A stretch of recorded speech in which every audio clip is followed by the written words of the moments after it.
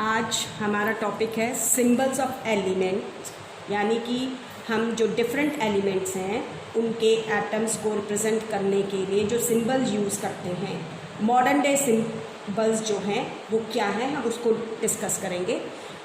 Atomic symbols आप कह सकते हैं एक तरीके से। तो सबसे पहले तो बच्चे आप लोगों को ये पता होना चाहिए कि what is the meaning of the word symbols. ये जो वर्ड है सिंबल, इसका मीनिंग क्या होता है, ठीक है। तो सिंबल जो है आपका बच्चे, इट इज़ अ करेक्टर।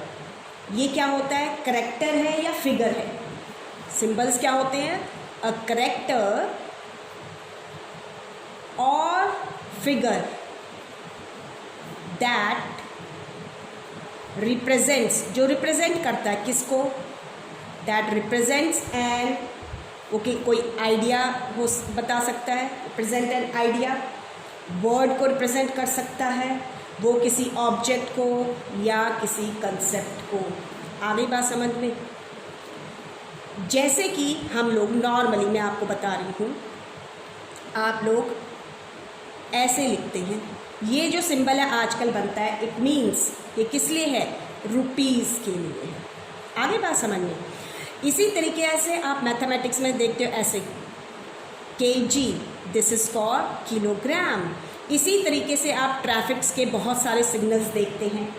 तो सिंबल जो होता है वो क्या है, कोई करेक्टर या फिगर हो सकता है जो किसी वर्ड को रिप्रेजेंट कर सकता है, किसी आइडिया को, किसी ऑब्जेक्ट को या किसी कंसेप्ट को। जैसे हम ETC लिखते हैं, एक्सेट्रा, IE लिखते हैं, दैट इज़, ऐसे 3 डॉट्स बनाते हैं, देयरफॉर। आगे बात समझ में। अब हम देखते हैं कि हमारे जो एंशिएंट साइंटिस्ट्स थे, ठीक है, या एंशिएंट केमिस्ट्स आप जिन्हें कह सकते हैं, जिन्हें हम ऑल केमिस्ट्स कहते हैं।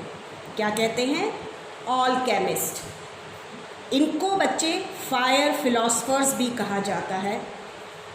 They are also known as fire philosophers. ये कौन थे, एंशिएंट केमिस्ट्स, ठीक है। तो सबसे पहले जो हमारे ये एंशिएंट केमिस्ट थे, ये सिंबल्स यूज़ करते थे एलिमेंट्स को रिप्रेजेंट करने के लिए। तो ये जो सिंबल्स यूज़ करते थे, they are very strange symbols, बहुत ही स्ट्रेंज सिंबल्स होते थे। आगे बात समझ में, एलिमेंट्स को रिप्रेजेंट करने के लिए। और ये जो सिंबल्स यूज़ करते थे, जो इनके साइंस थे, सिंबल्स थे, they are based on mythological origin. ये जो स्ट्रेंज सिंबल्स ये लोग यूज़ कर रहे थे, ये किस चीज़ पर बेस्ड थे, इनके science and symbols, they are from mythological. जो हमारी माइथोलॉजिकल स्टोरीज वगैरह होती है, वो माइथोलॉजिकल ओरिजिन था इनका, जो ये सिंबल्स यूज़ करते थे। लेकिन इनका जो मोटिव था behind using these strange symbols which originate, they have taken from mythology, you can say, because they don't want to share their knowledge, they want to keep their knowledge secret, ठीक है। तो motive क्या था इन लोगों का, the motive behind this was to keep their knowledge secret.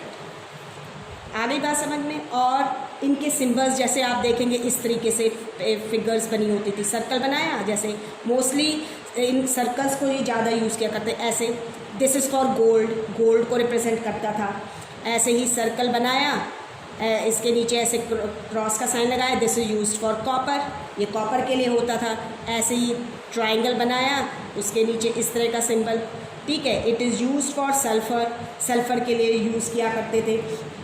आपका crescent moon की तरह सिंबल जो था, ये ऐसे, this is used for silver, silver के लिए यूज़ करते। तो ऐसे डिफरेंट काइंड्स के ये सिंबल्स यूज़ किया करते थे, बड़े स्ट्रेंज थे, ठीक है। तो लेकिन जो हम बात कर रहे हैं, तो सबसे पहले हम वैसे ये कहते हैं कि जो डेल्टॉन थे, ठीक है, आपके जॉन डेल्टन, हम ये कह सकते हैं he was the first scientists to use symbols for elements in a very specific sense. आगे बात समझ में, ये आपके सबसे पहले साइंटिस्ट थे, first scientist to use the symbols, to use the symbols for elements in a very specific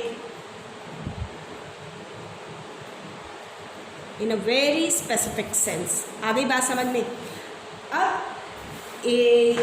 specific sense क्या थी, हम धीरे धीरे अभी इसको डिस्कस करते हैं। तो जॉन डेल्टन जो थे, इन्होंने भी इन ऑल केमिस्ट्स को ही फॉलो किया रिप्रेजेंट करने के लिए सिंबल्स को। जो पिक्टोरियल रिप्रेजेंटेशन थी जो इन्होंने यूज़ किया, ठीक है, that is with the help of circles. आगे बात समझ में, डेल्टन ने किसको फॉलो किया, फॉलोड ऑल केमिस्ट्स, ठीक है, जो एंशियंट केमिस्ट थे उन्हीं को फॉलो किया एलिमेंट्स को पिक्टोरियली रिप्रेजेंट करने के लिए, ठीक है। और इन्होंने जो यूज़ किया, किसका इस्तेमाल किया था, सर्कल्स का। जो पिक्टोरियल रिप्रेजेंटेशन थी वो जनरली इन्होंने यूज़ की, वो क्या थी, सर्कल्स, ठीक है। और जो एटम्स थे वेरियस एलिमेंट्स के, उनको इसने किसके थ्रू रिप्रेजेंट किया, सर्कल्स के through. Atoms of various elements were represented by circles। आगे बात समझ में। एंड लेकिन बात थी कि अब इतने सारे एलिमेंट्स हैं, सभी को सर्कल्स से दिखाएंगे, तो ऐसा नहीं था। And the atoms of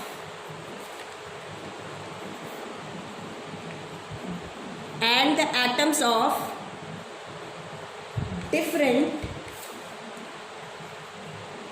elements were differentiated by different markings in the circles। कहने का मतलब क्या है कि जो इतने सारे एलिमेंट्स थे, वेरियस काइंड्स के एलिमेंट्स के एटम्स को डेल्टन ने सर्कल्स के थ्रू रिप्रेजेंट किया, लेकिन डिफरेंट एलिमेंट्स के जो एटम्स थे उनको अलग दिखाने के लिए, डिफरेंशिएट करने के लिए, आगे बात समझ में, डिफरेंट एलिमेंट्स के को उनके एटम्स को अलग करने के लिए, डिफरेंशिएट करने के लिए उन्होंने सर्कल्स के अंदर डिफरेंट मार्किंग्स का इस्तेमाल किया। जैसे कि ये एक सर्कल बनाया, आगे बात समझ में, तो ये जनरली सर्कल जो था इट रिप्रेजेंट्स ऑक्सीजन, ये ऑक्सीजन को रिप्रेजेंट करता था। इसी तरीके से हाइड्रोजन को रिप्रेजेंट करने के लिए सर्कल बनाया, तो इसमें एक मार्किंग लगा दी, जैसे ये एक बीच में ऐसे डॉट, तो इट रिप्रेजेंट्स हाइड्रोजन, ये हाइड्रोजन को रिप्रेजेंट करता था, ठीक है। इसी तरीके से उन्होंने एक सर्कल बनाया, बीच में से ऐसे बाइफर्गेशन दिखा दी, तो इट रिप्रेजेंट्स नाइट्रोजन, ये किसको रिप्रेजेंट करता था, नाइट्रोजन को रिप्रेजेंट करता था। ऐसे ही सर्कल बनाया, सर्कल के बीच में एस लिख दिया, इट रिप्रेजेंट सिल्वर, ये सिल्वर को रिप्रेजेंट करता था। तो इस तरह के आपके जो डेल्टन थे उन्होंने सिंबल्स यूज़ किए। आगे बात समझ में, तो हमने कहा कि first scientist to use the symbols for elements in a very specific sense, बहुत ही स्पेसिफिक सेंस थी। कहने का मतलब है कि ये जो एक सिंबल है किसी भी पर्टिकुलर एलिमेंट का, जैसे ये वाला सिंबल ऑक्सीजन का है, ये हाइड्रोजन का है, तो ये जो सिंबल था it represents the one atom, ठीक है, ये रिप्रेजेंट करता था one atom of that element, यानी ये एक एटम है किसका, ऑक्सीजन का। यानी कि जो उन्होंने जो सिंबल यूज़ किए थे, ठीक है, तो स्पेसिफिक सेंस का मतलब क्या था कि हमें पता चल जाता था कि डेफिनेट क्वांटिटी क्या है एलिमेंट की, definite quantity of that element, कि उस एलिमेंट की डेफिनेट क्वांटिटी क्या है। अभी मैंने क्या कहा कि ये बता रहा है कि ये ऑक्सीजन का एक एटम है, ठीक है, ये एक हाइड्रोजन का एटम है, ठीक है, तो it is representing quantity also. तो अगर उन्होंने ये तो थे एलिमेंट्स की बात, लेकिन उन्होंने ग्रुप्स ऑफ दी सर्कल्स, ये जो हम सर्कल्स पढ़ रहे हैं, ग्रुप ऑफ सर्कल्स जो थे वो रिप्रेजेंट करते थे किसको? उन्होंने कंपाउंड एटम्स को रिप्रेजेंट करते थे। जैसे आपके इंग्लिश के अल्फ़ाबेट होते हैं, ये तो एक अल्फ़ाबेट ए है, ये बी है, ये सी है, ये टी है, ठीक है। तो अगर हम इनको इकट्ठे कर लें, मान लो मैंने सी, ए और टी को इकट्ठा किया तो आपका एक वर्ड बन गया कैट, ठीक है। उसी तरीके से वो क्या करते थे, जैसे ये ग्रुप्स में दिखाए हुए हैं, डिफरेंट सिंबल्स यूज़ हुआ करते थे, तो उन्होंने इनका ग्रुप बना के जब ग्रुप ऑफ सर्कल्स को यूज़ किया तो वो क्या रिप्रेजेंट करते थे? Compound of atoms, compound atoms को रिप्रेजेंट करते थे, जिनको बाद में क्या कहा गया? मॉलिक्यूल्स कहा गया, ठीक है। जैसे कि वाटर है बच्चे, अब वाटर हमें ये पता है कि ऑक्सीजन एक सर्कल से रिप्रेजेंट किया जाता है और हाइड्रोजन ऐसे, तो वाटर को रिप्रेजेंट करने के लिए क्या होएगा? क्योंकि H2O, तो ये हाइड्रोजन, ठीक है, एक ऑक्सीजन, हाइड्रोजन, H2O होता है क्योंकि वाटर, दो हाइड्रोजन एटम्स होते हैं और एक ऑक्सीजन एटम जुड़ता है तो वाटर मॉलिक्यूल बनता है।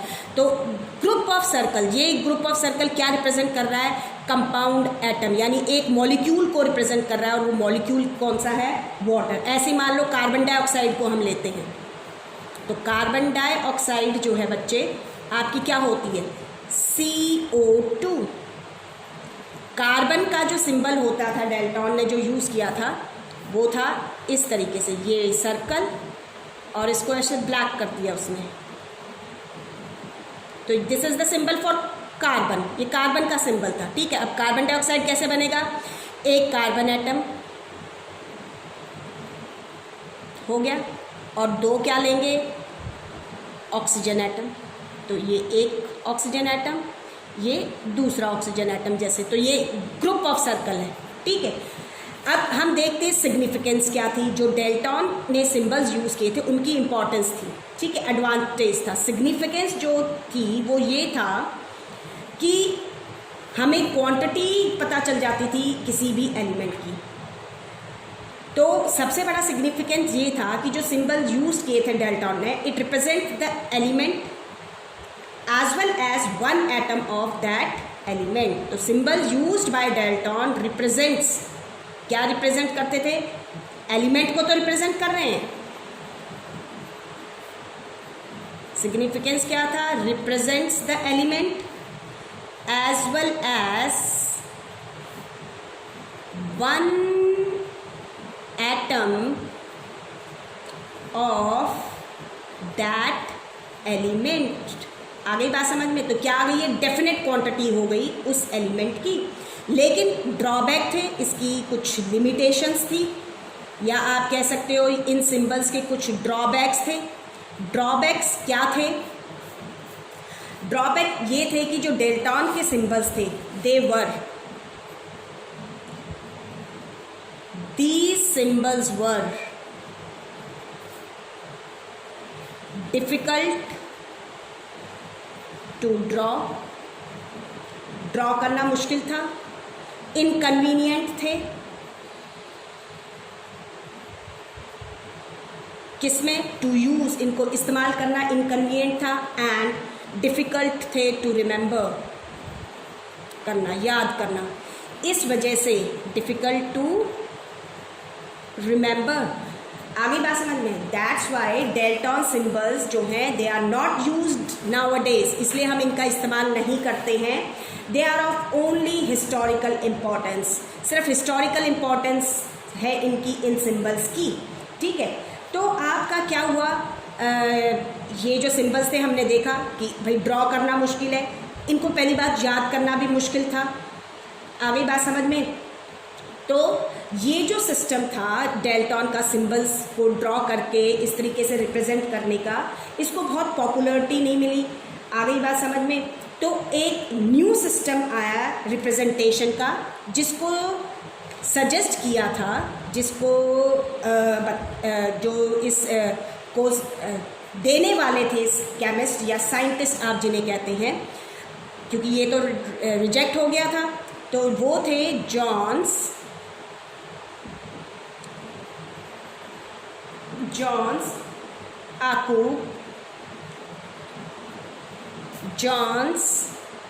आकू बर्जुलस। ये थे इन्हें हम शॉर्ट फॉर्म में जे बर्जुलस भी कहते हैं। ये आपके एक स्वीडिश केमिस्ट थे।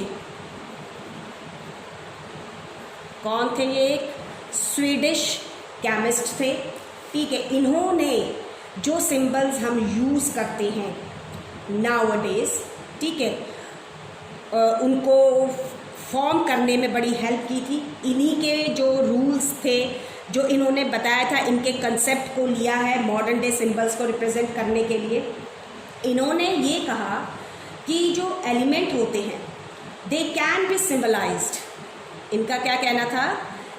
Elements can be symbolized by using one or two letters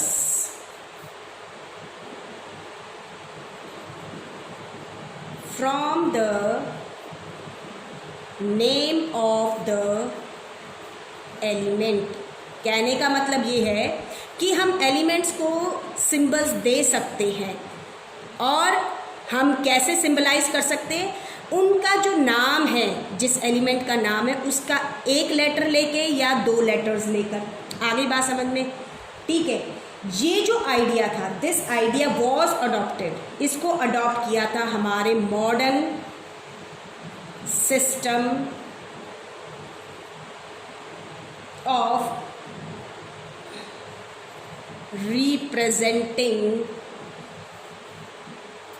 representation, you can say modern system of representation of symbols में इस आइडिया को लिया गया कि जो नाम है उसका एक लेटर या दो लेटर हम इस्तेमाल कर सकते हैं सिंबलाइज करने के लिए। इसको आगे बढ़ने से पहले सबसे पहले आपको ये भी पता होना चाहिए कि how different elements they got their name, कि कैसे उनका नामकरण किया जाता था, ये भी पता होना चाहिए, ठीक है। तो different elements got their name in a different ways. आगे बात समझ में? Different elements have been named in different ways। और ये ways क्या थे? सबसे पहले some elements, कुछ elements जो थे, they got their name, उनको नाम कहाँ से मिला? from the name of the place where they were discovered। जिस जगह पर वो पाए गए थे, खोजे गए थे, उसी पर उनका नाम रख दिया गया। जैसे कि जो कॉपर नाम था वो लिया गया था, कॉपर जो पाया गया था, ठीक है, copper was taken from word, जो प्लेस थी साइप्रस। आगे बात समझ में? इसी तरीके से कुछ जो हमारे एलिमेंट्स थे, सम एलिमेंट्स, पहला बताया कि जहाँ पर वो पाए गए, कुछ जो एलिमेंट्स थे उनको नाम मिला, कहाँ से मिला? दे got their name from the name of the scientist who discovered them। जैसे एक एलिमेंट है, रदरफोर्डियम, ये आप हायर क्लासेस में पढ़ेंगे। रदरफोर्डियम जो है बच्चे, इस एलिमेंट को नाम मिला था इनके साइंटिस्ट से, जिनका नाम था रदरफोर्ड। रदरफोर्ड का एक्सपेरिमेंट आप लोग पढ़ेंगे नेक्स्ट चैप्टर में केमिस्ट्री के। Rutherford, it is the name of the scientist, ये साइंटिस्ट का नाम था, इससे इस एलिमेंट का नाम पड़ा रदरफोर्डियम, क्योंकि इन्होंने इसको खोज की थी, इसकी खोज की थी, ठीक है। और कुछ एलिमेंट्स ऐसे भी थे, some names were taken from specific colour, कुछ नाम जो थे वो कहाँ से ले गए थे, some names were taken from specific colours. जैसे कि गोल्ड जो है, इसको इसका नाम गोल्ड जो मिला था वो इंग्लिश वर्ड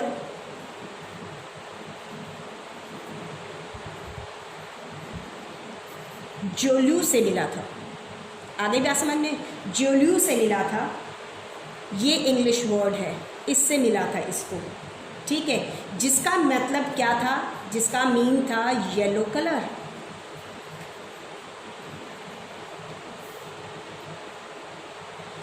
इसी तरीके से कुछ एलिमेंट्स जो थे उनको जो नाम मिला उनकी किसी यूनिक प्रॉपर्टी की वजह से, ठीक है, on the basis of unique property, उनकी कोई यूनिक प्रॉपर्टी होएगी जो सिर्फ उन्हीं में ही पाई जाएगी, ठीक है, unique property of the element. जैसे हमारे पास एक एलिमेंट है एक्टीनियम, उसको नाम मिला, उसकी एक यूनिक प्रॉपर्टी जो थी वो ये थी कि इट इज़ हाईली रिएक्टिव। तो यूनिक प्रॉपर्टी क्या थी, due to its highly reactive नहीं, highly radioactive, radioactivity की वजह से, रेडियो एक्टिविटी कि ये जो एलिमेंट्स होते हैं इनके एटम इस तरीके के होते हैं कि जो नेचर में अपने आप ही डिसइंटीग्रेट होते रहते हैं और इनमें से हार्मफुल रेडिएशंस बाहर निकलती रहती हैं, तो इस प्रॉपर्टी को हम रेडियो एक्टिविटी कहते हैं। तो like this some elements they got their name, इस तरीके से नेमिंग की जाती थी, ठीक है। लेकिन आजकल ध्यान रखना है आपने, IUPAC है, ठीक है, ये है आपका international union of pure and applied chemistry. ये हमारी एक क्या है, ये एक इंटरनेशनल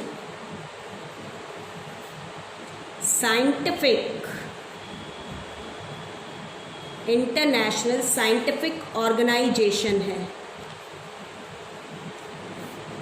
जो अप्रूव करती है, ये अप्रूव करती है, विच अप्रूव्स, क्या क्या अप्रूव करती है, नेम्स ऑफ एलिमेंट्स, एलिमेंट्स के नाम, उनके symbols and also the units, जो यूनिट्स हैं उनको अप्रूव करती है, ये ध्यान रखिएगा। अब जो ध्यान रखने वाली बात ये है कि जो सिंबल्स हैं हम यूज़ कर रहे हैं मॉडर्न डे, उसमें वो कैसे हमने बनाए हैं या कैसे यूज़ किए जा रहे हैं, ठीक है। तो अब इसमें आपने ध्यान रखना है, सबसे पहले हमारे बहुत सारे जो एलिमेंट्स हैं उनके जो सिंबल्स हैं, they are the first letter और first 2 letters of the elements name in English, ठीक है। तो क्या कह सकते हैं हम, symbols of many elements are the first letter or first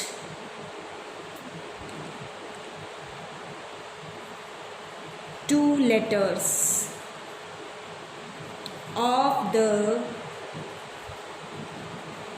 elements name in English. आगे बात समझ में, जैसे फॉर एग्ज़ाम्पल मैं बता रही हूँ, जैसे कार्बन है, ठीक है, इसका नेम इंग्लिश में कार्बन है इस एलिमेंट का, तो इसका फर्स्ट लेटर हम C यूज़ करते हैं, ठीक है। जैसे हाइड्रोजन है, फर्स्ट लेटर है H, ऑक्सीजन है जैसे, इसका फर्स्ट लेटर है ओ। सल्फर है जैसे, इसका फर्स्ट लेटर एस है। फॉस्फोरस है जैसे, इसका फर्स्ट लेटर पी है। आ गई बात समझ में? वहीं पर मैंने कहा फर्स्ट टू लेटर्स, तो फर्स्ट टू लेटर्स जैसे हमारे पास कोबाल्ट है एक एलिमेंट, तो इसका फर्स्ट लेटर और सेकंड लेटर। ऐसे ही ब्रोमीन है, इसका first letter second letter use कर लिया। निकिल है जैसे Na हो गया। कैल्शियम है जैसे Ca हो गया। ठीक है, ये तो थे बहुत सारे एलिमेंट्स के सिंबल्स जो इसी तरीके से यूज़ किए गए। Second, symbols of some elements, कुछ एलिमेंट्स के जो सिंबल्स थे are formed from the first letter of the name and a letter appearing later in the name। जैसे वो कह रहा है कि कुछ एलिमेंट्स के जो सिंबल्स थे वो पहला लेटर और जो दूसरा लेटर था वो कुछ उस नाम में ही आगे आया, उसको यूज़ किया। जैसे इसको समझिए, क्लोरीन है CHLORIN, क्लोरीन। तो फर्स्ट लेटर ले लिया, लेकिन सेकंड लेटर ना लेके लेटर जो लेटर ऑन आ रहा है जैसे L, Cl हो गया क्लोरीन। ऐसे जिंक है जैसे Z लिया, N ले लिया, जिंक हो गया। ऐसे ही मैग्नीशियम है जैसे M लिया फर्स्ट लेटर, ये लेटर ऑन जो आ रहा है G। ऐसे सिलिकॉन है SI ले लिया, S and I। ठीक है, आपका ये तो फर्स्ट टू लेटर्स भी कह सकते हैं आप, उसमें आ जाएगा। सॉरी, सिलिकॉन तो फर्स्ट टू लेटर्स में आएगा। ये तो हम मैग्नीज ले सकते हैं, MANGANESE, मैग्नीज है MN। ठीक है, ये वाला तो आपका फर्स्ट टू लेटर्स वाले में आएगा। एग्जाम्पल सिलिकॉन जो है वो यहाँ नहीं आएगा। सिलिकॉन SI, इसको हम कहाँ लिखेंगे? यहाँ पर SILICON, SI, सिलिकॉन। ठीक है, तो ये हमारे पास कुछ एलिमेंट्स हो गए, इस तरीके से इनके सिंबल्स हैं।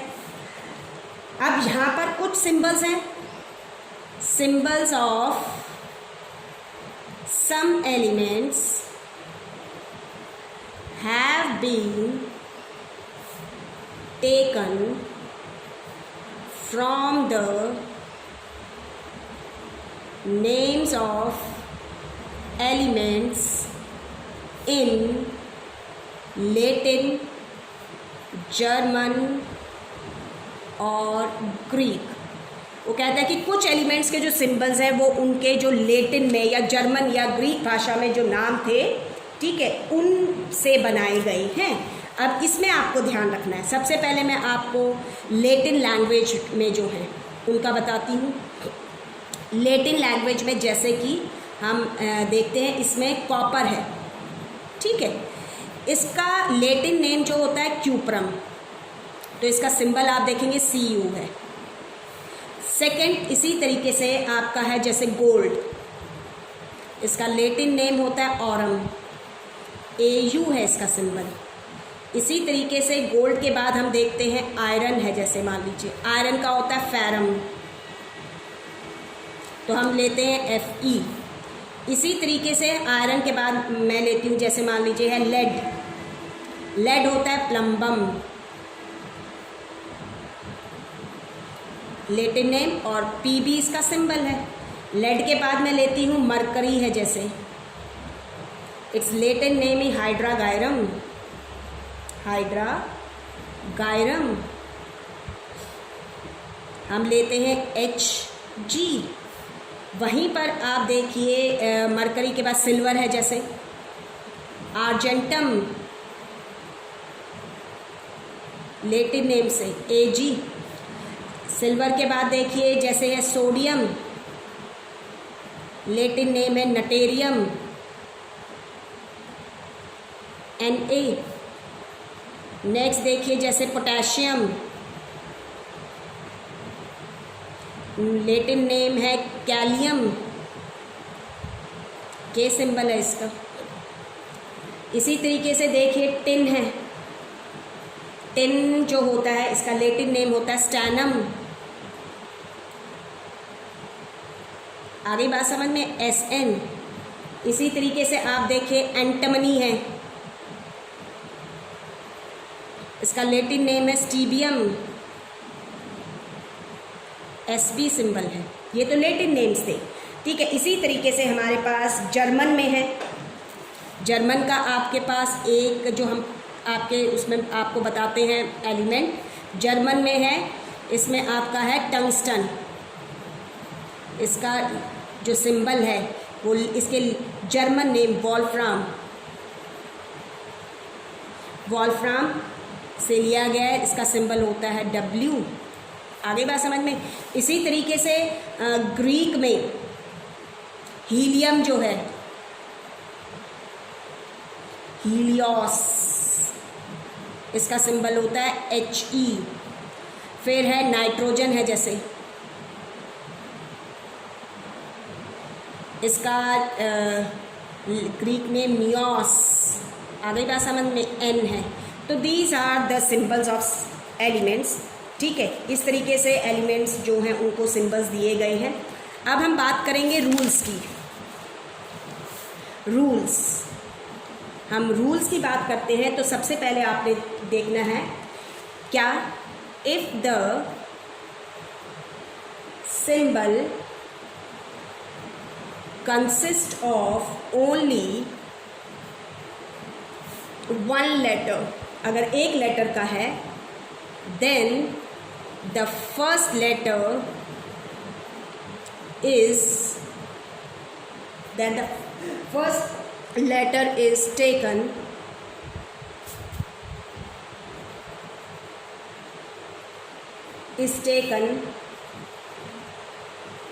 from the name of the element is written as a capital letter, ठीक है। जैसे हम ऑक्सीजन के लिए, ऑक्सीजन का जब हम सिंबल फर्स्ट लेटर ले रहे हैं तो एक ही लेटर से बना हुआ है तो it should be capital O। Hydrogen है जैसे, it should be capital H, first letter ले रहे हैं हम, ठीक है। आगे बात समझ में। ऐसे ही आपका जैसे नाइट्रोजन है, एक ही लेटर यूज़ कर रहे हैं N, कैपिटल N होएगा। कार्बन है जैसे तो एक लेटर C। सेकंड जो ध्यान रखना है आपने, if the symbol consists of two letters, then the first letter of a symbol is always written as a capital letter, upper case होएगा, ध्यान रखिएगा, upper case. And the second letter as a small letter, यानी वो क्या होएगा, lower case. जैसे कि calcium है, दो लेटर्स यूज होते हैं C एंड A, तो C कैपिटल होएगा, A स्मॉल होएगा। आगे बात समझ में। And simple alphabets are used, cursive नहीं बनाने हैं, ये ध्यान रखिएगा। कैल्शियम है, हीलियम है जैसे H कैपिटल E, कोबाल्ट है जैसे CO। अब कुछ बच्चे क्या करते हैं, जब हम कार्बन मोनोऑक्साइड पढ़ाते हैं ऐसे लिख देते हैं, नो, अगर आप सी कैपिटल और स्मॉल बना रहे हैं तो इसका मतलब है आप कोबाल्ट लिख रहे हैं। कार्बन मोनोऑक्साइड में कार्बन और ऑक्सीजन होता है, तो कार्बन का कैपिटल सी, ऑक्सीजन ओ, तो दिस इज कार्बन मोनोऑक्साइड, ये कार्बन मोनोऑक्साइड है, ठीक है। ये जो है दिस इज कोबाल्ट, ये कोबाल्ट है। तो ध्यान रखिए फर्स्ट कैपिटल होना चाहिए, सेकंड स्मॉल लेटर होना चाहिए। आगे बात समझ में। तो हमने यहाँ पर सिंबल्स के बारे में पढ़ा। तो now we can define chemical symbols. हम केमिकल सिंबल्स को कैसे डिफाइन कर सकते हैं? हम कह सकते हैं the short hand notation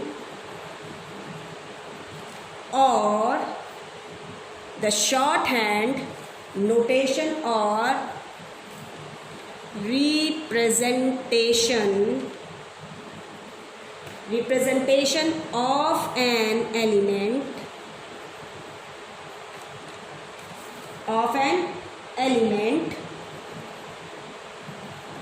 the shorthand notation or representation of an element derived derived from the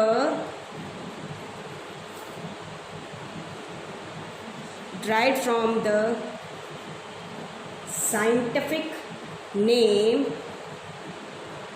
is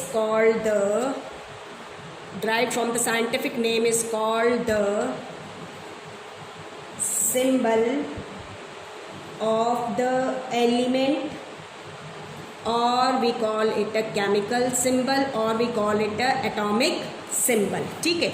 तो अब हम ये कह सकते हैं कि जो शॉर्ट एंड नोटेशन या रिप्रेजेंटेशन है एलिमेंट का, जो कि कहाँ से डिराइव्ड हुआ है, उसके साइंटिफिक नेम से, वो सिंबल है उस एलिमेंट का।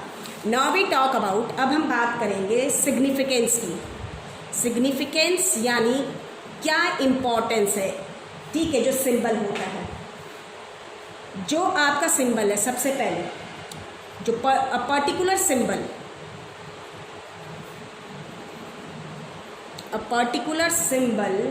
represents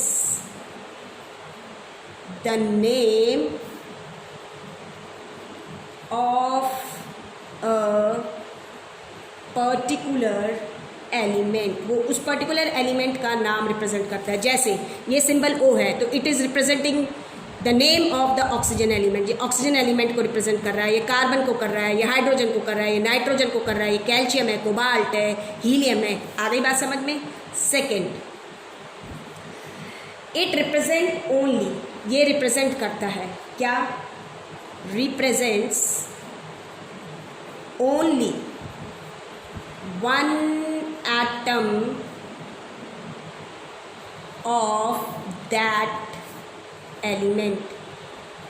ये अगर हम O लिखा है ऑक्सीजन, ये ऑक्सीजन एलिमेंट का नाम बता रहा है, साथ में ये बता रहा है कि ये ऑक्सीजन का एक एटम है। ये हाइड्रोजन को बता रहा है, ये हाइड्रोजन का एक एटम है। आगे बात समझ में। कैल्शियम को बता रहा है तो ये कैल्शियम का एक एटम है, उसको रिप्रेजेंट कर रहा है। इसके अलावा थर्ड हमें ये बताता है, इट रिप्रेजेंट्स, जो सिंबल होते हैं क्या रिप्रेजेंट करते हैं? Represents a definite mass of that element, उस एलिमेंट का डेफिनेट मास बताता है जो बराबर होता है, which is equal to the, जो किसके बराबर होता है? Equal to the atomic mass of that element.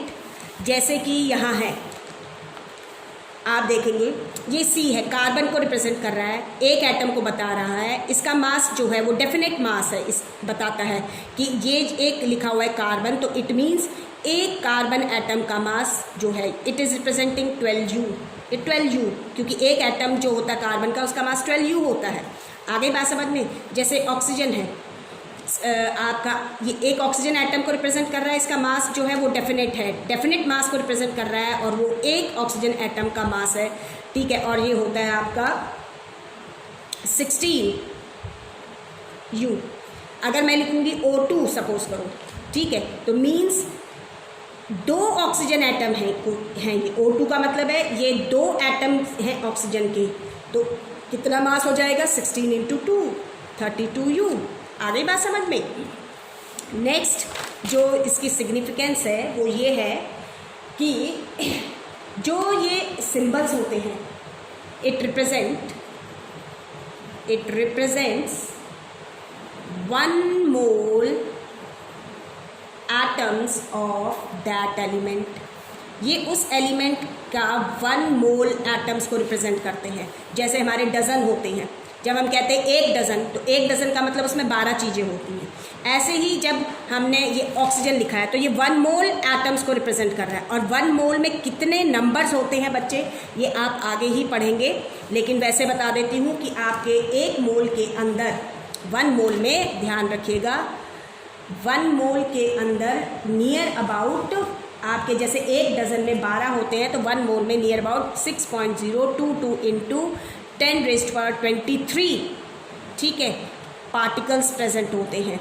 Particles यानी कि अगर मैं कह रही हूँ ये ऑक्सीजन एटम है तो ये 1 मोल ऑक्सीजन एटम को रिप्रेजेंट कर रहा है, यानी कि 6.022 इंटू 10⁻23 क्या है, ऑक्सीजन के एटम्स को रिप्रेजेंट कर रहा है। नेक्स्ट है जो हमारे ये सिंबल्स जो होते हैं they are used in representing, हम इनकी हेल्प से क्या रिप्रेजेंट करते हैं, they are used in representing the chemical formulae of compounds and the chemical equations. हम इन सिंबल्स की हेल्प से केमिकल कंपाउंड्स जो हैं उनके फॉर्मूले रिप्रेजेंट कर सकते। जैसे वाटर लिखना है, एक वाटर एक कंपाउंड है तो उसका हम सिंबल्स यूज़ करके क्या बनाए, H2O लिखते हैं ना, कार्बन डाइऑक्साइड को CO2 लिखते हैं, अमोनिया को NH3 लिखते हैं, आगे बात समझ में, ग्लूकोज को C6H12O6 लिखते हैं, मीथेन को हम CH4 लिखते हैं, आगे बात समझ में। तो this is all about the modern day symbols, जो हम मॉडर्न डे सिंबल्स यूज़ कर रहे हैं, उनके रूल्स। आ गई बात समझ में। डेल्टॉन ने कैसे सिंबल्स यूज़ किए थे, उनका ड्रॉबैक क्या रहा, लेकिन उसका एक इम्पॉर्टेंस ये थी कि उससे हमें डेफिनेट क्वांटिटी का पता चल जाता था। आ गई बात समझ में। तो this is all about your chemical